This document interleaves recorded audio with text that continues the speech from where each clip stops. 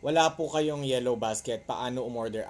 Ito yung sa isa kong video, yung paano malalaman ng fake at saka ang pure na honey. Doon sa video kasi na yon, I think it's more than 500,000 views na siya ngayon. Salamat, salamat sa lahat ng mga nag-views, salamat sa lahat nag-comment.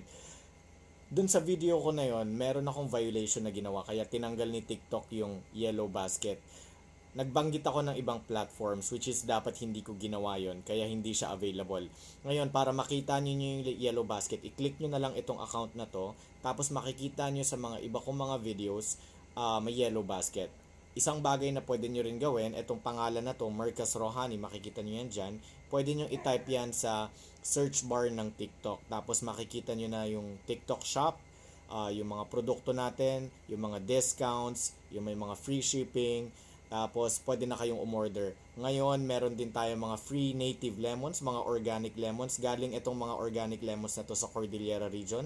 Itong produkto din natin na to, galing din to ng Cordillera region. Ako din, I am from Cordillera region. So sinusuportahan natin yung livelihood program nila dun sa Cordillera.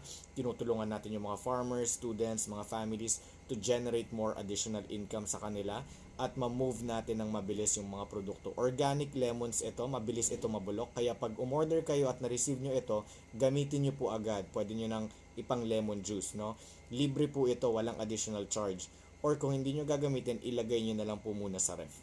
Sana nasagot ko yung katanungan. Thank you.